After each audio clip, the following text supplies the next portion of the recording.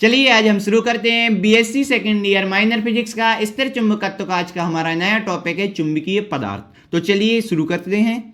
सबसे पहले अपन पढ़ेंगे अनुचुंबकीय पदार्थ की परिभाषा।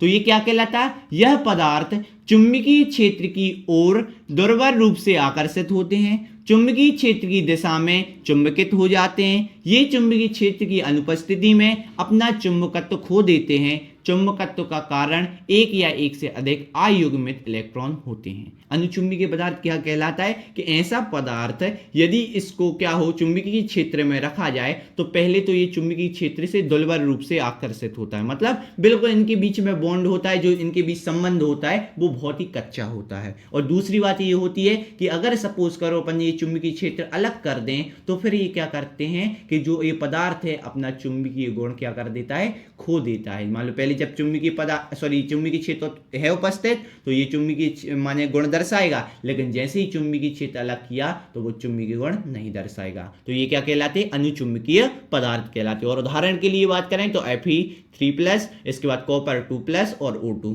क्लियर? अब आगे बढ़ें। बिल्कुल। इसके बाद बात करते हैं प्रतिचुंबकीय पदार्थ की। तो प्रतिचुंबकीय पदार्थ चुंबकीय क्षेत्र से दुर्बल रूप से क्या होते हैं, प्रतिकर्षित होते हैं। अपन ने क्या हुआ अभी अनुचुंबकीय पदार्थ पढ़ा था तो उसमें क्या होता है, दुर्बल रूप से आकर्षित होते हैं, लेकिन यहां क्या है, प्रतिकर्षित होते हैं। ठीक है ना। इन पदार्थों में इलेक्ट्रॉन युग्मित होते हैं, उसमें अयुग्मित इलेक्ट्रॉन थे लेकिन इसमें युग्मित इलेक्ट्रॉन होते हैं। इनमें अयुग्मित इलेक्ट्रॉन नहीं पाए जाते। इससे क्या होता है कि इलेक्ट्रॉन का युग्मित होना उनके चुंबकीय आघूर्ण को निरस्त कर देता है तथा ये चुंबकीय गुण नहीं दर्शाते। मतलब ऐसे कैसे पदार्थ जिनके है ना जो उसमें क्या थे, अनुचुंबकीय पदार्थ में क्या थे, अयुग्मित इलेक्ट्रॉन थे। देखो ये लगा ना चुंबकीय क्षेत्र की चुंबकित होती है और इसमें क्या थे, इसका कारण क्या है, चुंबकत्व का कारण एक या एक से अधिक अयुग्मित इलेक्ट्रॉन। अयुग्मित इलेक्ट्रॉन माने जो युग्मित ना हो, माने एक जैसे एक बॉक्स में कितने इलेक्ट्रॉन भरते, 2 इलेक्ट्रॉन भरते ना, तो ये कहलाते युग्मित, लेकिन सिंगल अकेला हो तो अयुग्मित। समझ रहे बात को?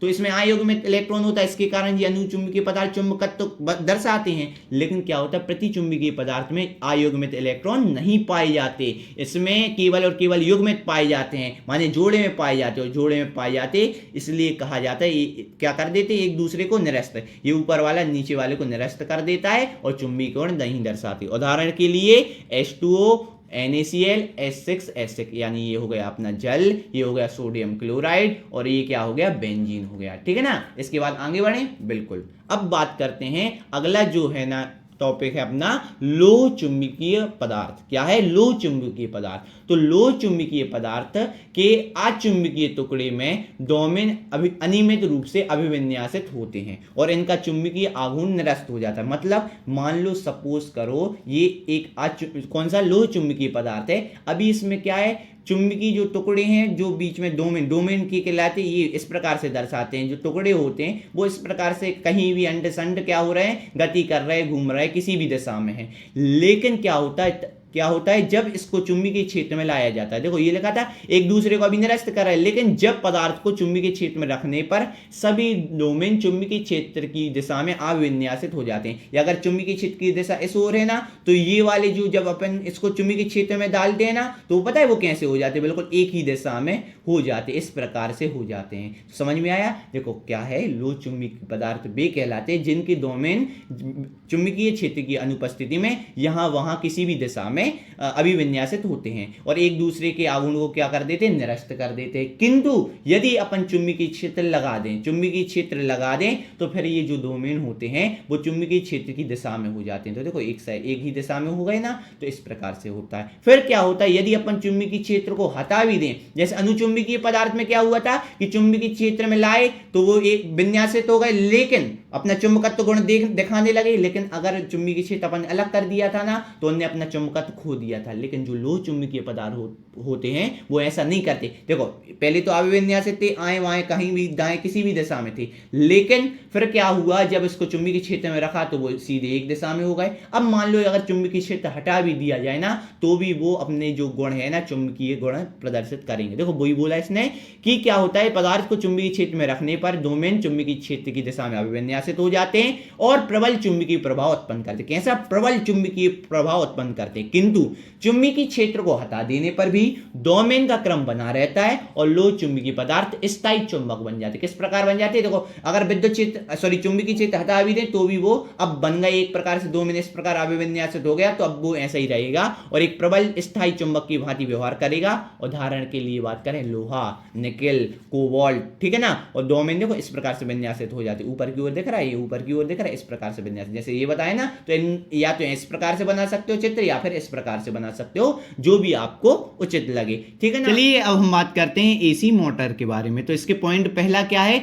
यह प्रत्यावर्ती धारा से चलती है, यानी जो एसी मोटर होती है वो किससे चलती है? प्रत्यावर्ती धारा से चलती है। हालांकि एसी का मतलब क्या होता है? अल्टरनेट करंट, हिंदी में बोलते हैं इसे प्रत्यावर्ती धारा। तो नाम ही जब है प्रत्यावर्ती धारा मोटर, तो प्रत्यावर्ती धारा से ही चलेगी। दूसरा पॉइंट क्या है? यदि प्रत्यावर्ती धारा का उपयोग होता है तो धारा में परिवर्तन करने की कोई जरूरत नहीं होती। इसके बाद तीसरा पॉइंट क्या है? इसका उपयोग कहां होता है? इसका उपयोग वहां किया जाता है, इसका उपयोग वहां किया जाता है जहां लंबे समय के लिए बिजली के प्रदर्शन की आवश्यकता होती है। यानी जब लंबे समय के लिए उपयोग किया जाता है बिजली का, तब वहां इस प्रकार की मोटर का उपयोग होता है, यानी एसी मोटर का उपयोग होता है। इसके बाद चौथा पॉइंट क्या है? एसी मोटर में आर्मेचर घूमते नहीं है, जो आर्मेचर वाला पार्ट होता है वो घूमता नहीं है। इसके बाद एसी मोटर का जीवन काल लंबा होता है, माने लंबे समय तक यह मोटर चलती है। इसके बाद इन मोटरों को शुरू करने के लिए एकल फेज मोटर के संधारित्र की आवश्यकता होती है। इन मोटरों को शुरू करने के लिए काय की आवश्यकता होती है?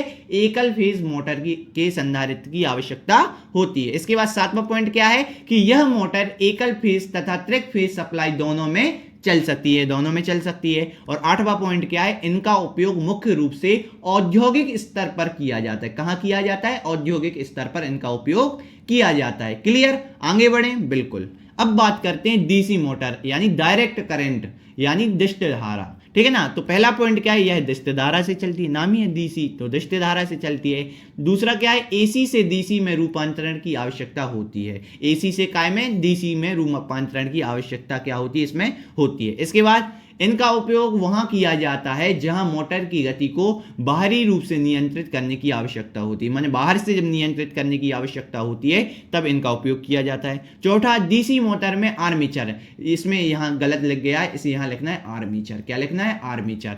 तो डीसी मोटर में आर्मेचर घूमता है। देखो एसी में नहीं घूमता था, लेकिन इसमें आर्मेचर वाला पार्ट घूमता है, ठीक है ना। इसके बाद अगर हम बात करें, डीसी मोटर का जीवन काल बहुत ही छोटा होता है, कम होता है, बहुत कम समय तक ये यूज होती हैं, ठीक है ना। इसके बाद छठा पॉइंट है, यह हमेशा स्वयं से शुरू होती हैं, अपने आप शुरू होती हैं, ठीक है ना। और सातवां क्या है? यह मोटर केवल एकल फेज सप्लाई से चलती है, केवल एकल फेज सप्लाई से ये चलती हैं। और आठवां पॉइंट क्या है? कि इनका उपयोग मुख्य रूप से छोटे घरेलू उपकरणों में किया जाता है, ज्यादा बड़ी बड़ी मशीनों में नहीं किया जाता था। जैसे एसी में है ना, एसी में क्या, एसी अल्टरनेट करंट पड़ा था, वहां औद्योगिक रूप में उपयोग किया जाता है, बड़ी बड़ी फैक्ट्रियों में उपयोग किया जाता है। लेकिन जो डीसी मोटर होती है उसका छोटे छोटे घरेलू उपकरणों में ही इसका उपयोग किया जाता है, ठीक है ना। तो इस प्रकार से एसी और डीसी मोटर दोनों को अपन ने समझ लिया है। तो मिलते हैं अगले लेक्चर में, तब तक के लिए थैंक यू, धन्यवाद।